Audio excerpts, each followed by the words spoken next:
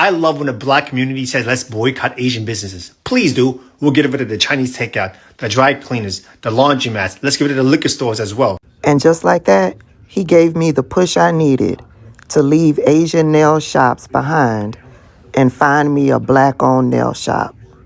I found one. It took a simple Google search. I'm headed out there tomorrow. The business owner, like the Asian business owners, Chinese, Korean, I never know like which is which when I'm looking at them or talking to them, but they are in an uproar right now. They are so upset because it is said that their businesses are getting boycotted, that their parking lots are empty based off of a not guilty verdict that's recently happened prior to this weekend. And there's a lot of people upset, and people are really upset at the Asian community. I have never ever seen an Asian go off before until today. I have never seen a Korea or a Chinese person go off and just go in so hard until I seen it today on TikTok. These people are pissed. Allegedly, one Asian came back and said that we actually need them, that we can't make it without their businesses. They said everything that we buy is made in China, made in Korea, and so on and so on. The guy basically said that we cannot make it without their products. But yet, I don't think that he completely lied. If you go into our stores, 90% of what's on those shelves in the store, made in China. The next time you go to Walmart, Target, or any of those stores, pick up one of those coffee cups, look at the bottom of it, made in China. Your spoons, knife, and fork set, turn it over and look at it, made in China. The next time you go buy a blanket or something, look at the tag on the blanket, made in China.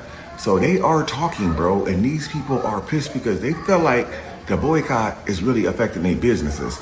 And if it's true, and some of the videos I seen on TikTok today is true, and they're not made up AI videos, it looks like that boycott is taking effect extremely fast. One lady pulled up to 3 of the nail salons, and every last one of them was empty, man. Now, I don't know if those nail salons open on Sunday. She could have been capping and pulled up on a day that they were closed, but it seems to me like those nail salons are open 7 days a week, man. But them Asians is starting to try to clap back, bro.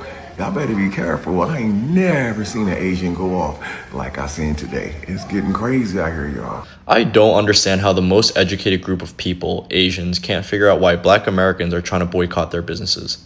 It's so crazy to me that Asians think Black Americans are doing this to get back at us, or that this is a generalization of all Asians, that we are all racist like Rick Chow.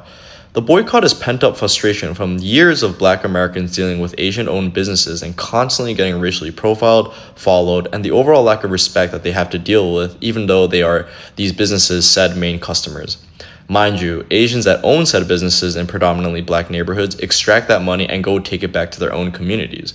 So Black Americans are collectively trying to say, if you're going to come in here and take our money and leave, the very least you can do is treat us like a normal human being and not assume that every Black person that walks in the door in a Black neighborhood is a criminal. Seems pretty reasonable to me. So I found myself back in Asian people business, and this is what I found out. Oh, baby, the ban is not stopping, okay? Them Asian-owned nail salons and shit, the chairs are empty. It's summertime. That's where they supposed to get the most business. Pedicure season, baby. They have no clients. Now they all on the internet crying about how their salons are empty and how nobody's getting their nails done, nobody's supporting these businesses, and how it's racist and everybody's anti-Asian. But let me explain something to y'all, okay? I want to make sure that I'm 110% clear, so that way I'm going to talk real slow, so that way y'all understand me, okay? Because I understand that comprehension is not a skill that everybody has. People do not want to support your business, not because they don't like Asian people and they're anti-Asian. They don't want to support your business because they're tired of being racially profiled as soon as they walk into the door. All right?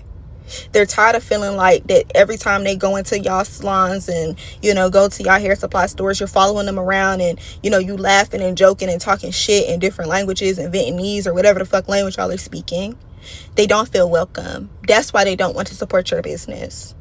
This whole situation with Cyrus was the straw that broke the camel's back. It was already coming. Like I said, I'm going to speak real slow so that way everybody understand what it is that I'm saying, okay? So, for you to try to shift the blame and say, well, don't buy nothing from China, and that means that y'all need to just start growing y'all hair and stop buying that wigs and weaves from China and whoop de whoop de whoop. How are you claiming that someone is being racist to you when you are being microaggressive all in the same breath? Okay, it's like you don't know if you want to be the victim or the villain in this origin story. And the problem is that y'all want that proximity to whiteness. But let me explain something to you. Unless your skin is pale white and you are white, you will never be white. Okay, baby, they don't look at you as one of them. You are still a minority.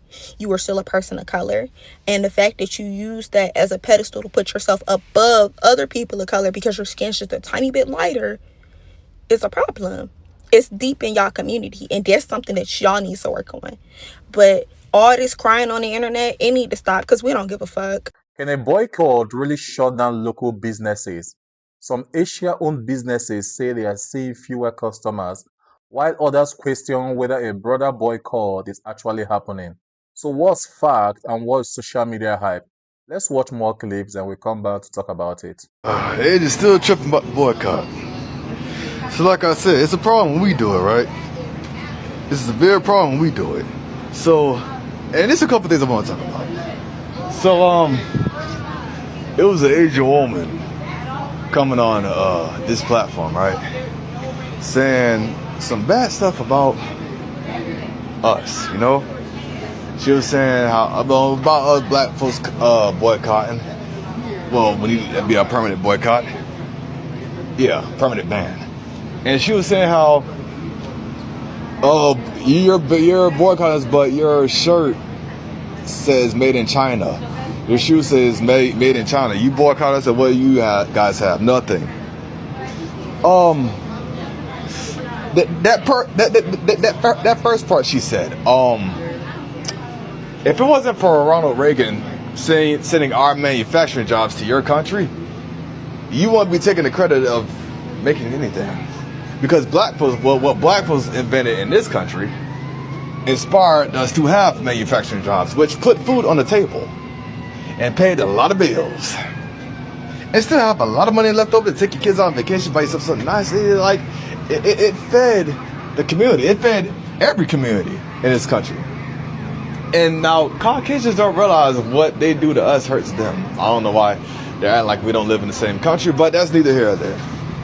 Okay? But you are the reason why you have, because Ronald Reagan is the reason why you have manufacturing jobs in your country. That's why it says made in China. See? And not to mention, if it wasn't for us, y'all wouldn't even be allowed to come over here. If it wasn't for black Americans, that is. We're the ones that kept you fed. Understand? And now that your stores are empty, there's no black folks in sight. Speaking specifically to the Asian community right now, we need to stop pretending like anti-blackness does not exist in our community, as if it's not a problem, because it is. We see it in the stereotypes that get repeated in our homes, in the way some people talk about black communities, in excuses people make when black people are harmed, and in the silence that follows when accountability is needed. The response for some Asian Americans for the killing of Cyrus Carmack Belton has been deeply disappointing. Instead of centering a 14-year-old black child who lost his life, some people rushed to defend Rick Chow, justify the shooting, or shift blame onto Cyrus himself. That should disturb all of us. We cannot keep demanding solidarity from other communities when anti-blackness within our own community goes unchallenged. We cannot talk about the racism Asian Americans face while refusing to acknowledge prejudice that exists in our own families and social circles. The model minority myth has convinced some Asian Americans that proximity to whiteness will protect us. It will not. That myth was created to divide communities of color and to encourage us to see ourselves as separate from the struggles of black Americans. When we buy into that mentality, we become participants in a system that harms all of us. Accountability is not anti-Asian. Calling out anti-blackness is not anti-Asian.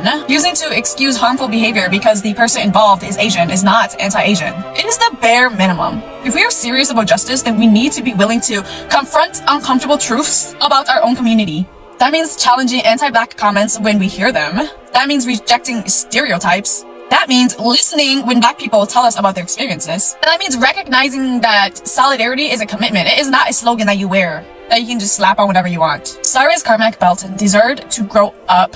He deserved to be safe. He deserved better than the assumptions and the fears that ended his life. Here's the reality.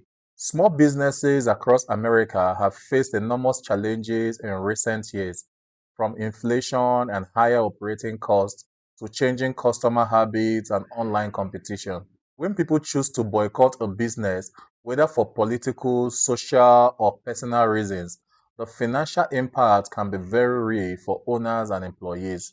At the same time, it's important not to assume the experience of a few businesses representing every Asia-owned business or proves a nationwide trend. Communities are diverse and local economic conditions often vary from one city to another. The truth is, successful businesses depend more than politics alone. Customer loyalty, competitive prices, quality service, and overall economy all play a role in whether a business grows or struggles. At the end of the day, every business owner wants the same thing: a fair opportunity to compete, serve their community, and keep their doors open. What do you think? Are boycotts becoming a bigger force in today's economy, or are broader economic pressure having a greater impact on local businesses? Share your thoughts in the comment respectfully, and before you go, do well to like and subscribe to my channel. I'll see you in the next.